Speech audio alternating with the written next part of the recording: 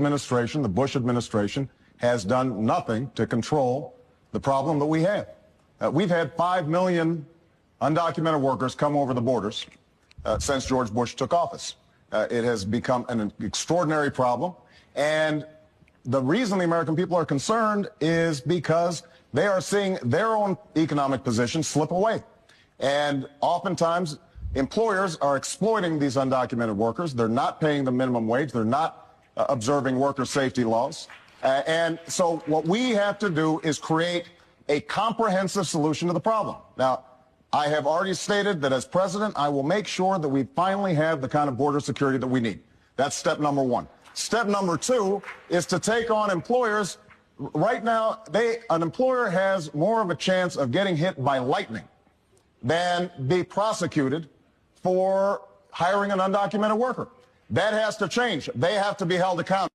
All undocumented immigrants, voters favoring the government trying to deport all 11 million of them. Back in 2016, just 38% of voters wanted the government to try to deport all 11 million undocumented immigrants. Compared to where we are in 2025, 56%, the majority. The American people have come a long way on this issue, much closer to Donald Trump, and I think that's a big part of the reason why Americans are increasingly saying the country is on the right track when it comes to immigration policy, and why Donald Trump's net approval rating on that issue is in the positive. You saw from the intro, that was our deporter in chief, right? Because right now, Barack Obama has the title for deporting the most people, I think, in U.S. history, right? And to think about where we came from, during the Bush-Obama kind of era of politics, 5 million people coming over the border was like, wow, that was like a lot, right? And now we have a president, Joe Biden, that led maybe approximately 15 million illegals into the country. That's 3 times more than what Obama was dealing with. Craziness. And you saw from the intro, majority of Americans agree that we should be trying to deport all illegal immigrants in this country. And the fact that they're doing this game with Bukele, with El Salvador, is a losing issue for them. And it seems like they can't read the room. Democrats can't read the room. Now that he has been confirmed healthy, he gets the honor of staying in El Salvador's custody. This is funny. This is funny, right? You got a Maryland senator, if I remember correctly, Van Hollen, going out of his way to go meet an El Salvadorian national that illegally entered this country. And in the White House, right, they had a woman whose daughter was killed in Maryland, if I remember correctly. And this is what people are starting to get frustrated with the Democratic Party. The Democratic Party pretends that they're for the American people, but at every opportunity, their actions tells you otherwise. You sit here, you take the guy out to eat, alleged a domestic abuser, alleged. Right, he got a report on him saying of his wife asking for a restraining order on him. But a woman in your state that's daughter got killed by an illegal, you don't give her any airtime. It shows you the priorities of the Democratic Party. And I kind of want to give this clip here of the mom speaking about the fact that Van Hollen went out of his way to go to El Salvador using her taxpayer money because she's a Maryland resident, if I remember correctly. And also, in the follow-up clip, you see Tom Homan giving Caitlin Collins the runaround on this whole immigration issue and this narrative that they continue to try to perpetrate to justify, I guess, their outrage against Donald Trump not following the court order to return him. Let's take a look. Not protecting the American citizens. It's just common sense. Why are we not protecting our children? And to have a senator from Maryland who didn't even acknowledge or barely acknowledged my daughter and the brutal death that she endured, leaving her 5 children without a mother and now a grandbaby without a grandmother, so that he can use my taxpayer money to fly to El Salvador to bring back someone that's not even an American citizen. Why does that person have more right than I do, or my daughter, or my grandchildren. I don't understand this. I've seen some people look at this and say they're worried that the stance of this administration when it comes to this is that if someone is deported by accident, that they have no responsibility for them once they are in the custody of a foreign government. What would you say to that? Well, they're in the custody of El Salvador. He's an El Salvadoran national. He was born in El Salvador. El Salvador has him in custody, and El Salvador decide what happened to him. I mean, again, the El Salvadoran president made it clear he's not going to release him. So again, I'm going to go back. The DOJ, they can fight this out in the courts. I'm not a part of that. I'm not an attorney. I'm not a prosecutor. So we'll let the courts, decide what the next steps will be.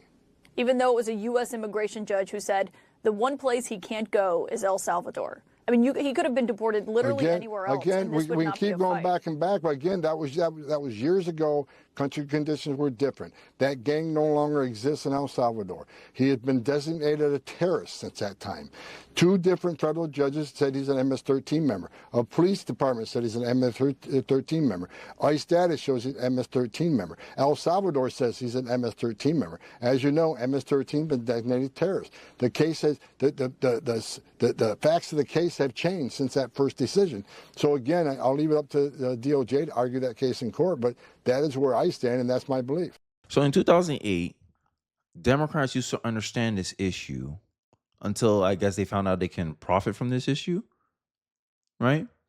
And now in 2025, you have the media establishment coming out of their way to ask, Democratic congressmen, hey, are you comfortable with what's going on with Trump's deportation orders?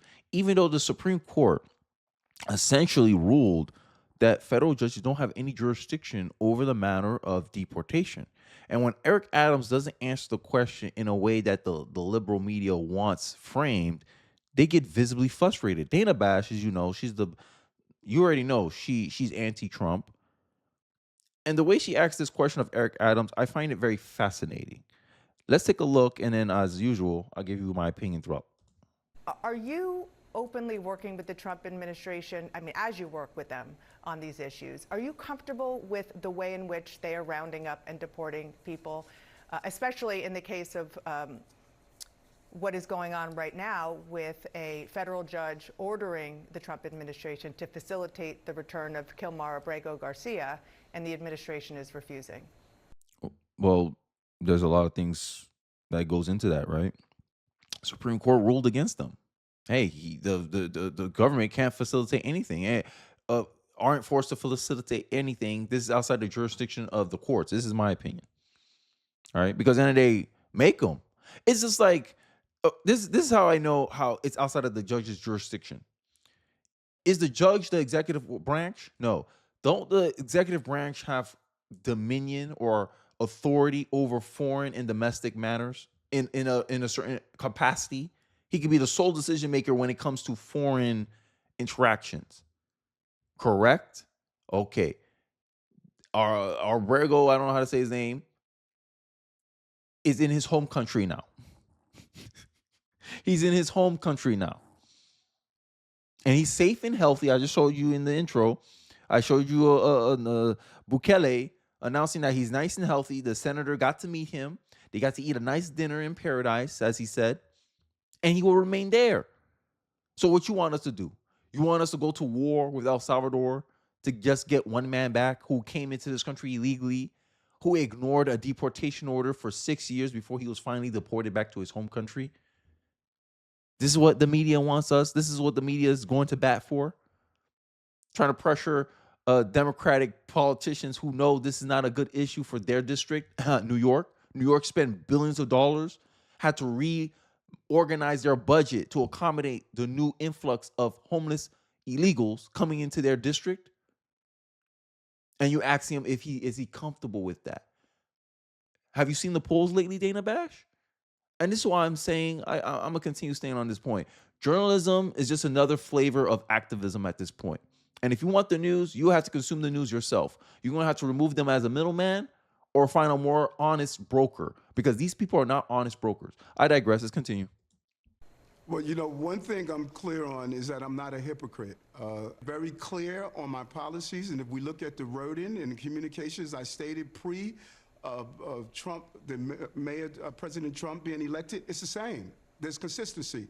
And what I am clear on, we must have federal immigration policies. When you allow an open border, and you allow anyone to come through, you have a $7.5 billion price tag on our cities. El Paso shouldn't be going through this. Chicago shouldn't be going through this. New York shouldn't be going through this. Yeah. I don't control immigration. And I hear you, and issue. you've been really clear on that it's a federal issue, but you're also a Yes. lifelong law enforcement official. You have to have an opinion, never mind the mayor of New York City. Yes, and as a lifelong law enforcement person that from the 84 talked about public safety as a prerequisite to prosperity, I stay with that. Our federal government must deal with the immigration issue. And That man said, "Hey, stop asking me this question." it should not be placed on cities. And the Constitution clearly lays out the federal government will handle immigration. And we can't say, based on who's the president, let's be consistent. And the hypocrisy is that what I raised during the previous administration, I would say again now, the federal government on all levels must deal with the immigration crisis. Just to put a button on it, because the previous administration and this administration, as you have laid out, they're dealing with this in a different way. Yes, one openly allow millions of these people come into our country unvetted. You found out over the millions that Joe Biden allowed into this country. 400,000 of them happen to be criminal illegals that committed crimes in their country of origin, wanted by Interpol in some cases. Like it's baffling, but no outrage, no concern over that. No federal judges coming in and saying you can't just let thousands of people come into a country unvetted. Joe Biden, you have to enforce the border law. The federal government is responsible for border security. You need to do your job. You don't hear no charges, no court junctions doing that. But then when a president comes in and try to rectify the problem that the previous president allowed to fester in this country, now y'all want to be in the way. This is why Democrats have a 21% approval rating, and it should be lower. Just to be clear, you are, yes or no, you're okay with the way that the Trump administration is handling the immigration situation in New York City and beyond right now? What I said over and over again, I'm going to continue. The federal government, that's not only the president, Congress, everyone must focus on what we've been doing with immigration in our country. Here in the city, we have a large number of immigrants that participate every day in the quality of life of this city. The mayors should not have to do this. That includes the Chicago mayor, the Denver mayor, the Houston mayor. I'm not asking if you have to do it. I'm asking if the way the federal government is doing it makes you comfortable or not.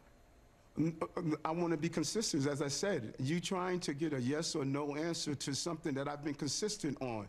Federal government must deal with immigration.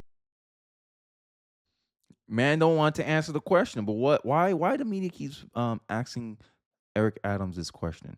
Because they want a soundbite. Hey, look, Democratic politician rails against Trump's approach to immigration, mass deportation.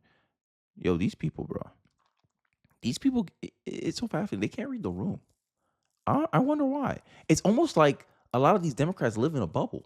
Well, statistically, they do, right? 38% of Democrat women will not associate, date, or be around someone of an opposite political opinion. 38%.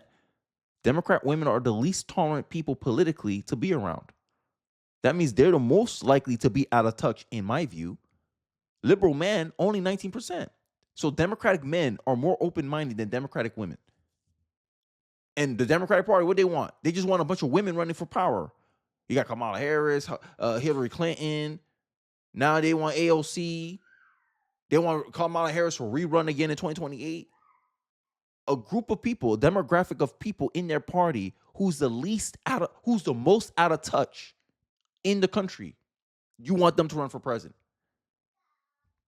I'm just saying, the odds are not in the favor of the Democrat. This is why many people agree with this synopsis. And let me know in the comment section if you agree with this opinion too. The first woman president will the first woman president most likely will not come from the Democratic Party. It will come from the Republican Party because we don't play this mess. If you look at stats, Republican women, I think, what, 8%?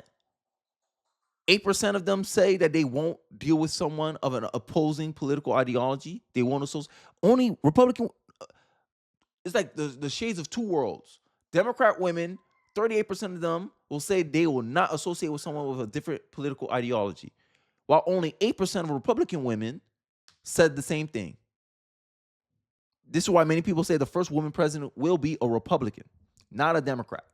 Look at Hillary Clinton, how she shot herself in the foot and lost the election. The 2 times women ran for president lost to the same guy, Donald Trump. It took a man to beat Donald Trump. Okay. All right. Enough of the jokes, guys. Let me know in the comment section what your thoughts are and your perspective of the Democratic Party actively, through their actions, through their energy, picking illegals over Americans. I'd like to hear your thoughts in the comment section below. Don't forget to like, comment, subscribe. Please share this video if you feel so inclined. And I'll catch you guys on the next one. Peace.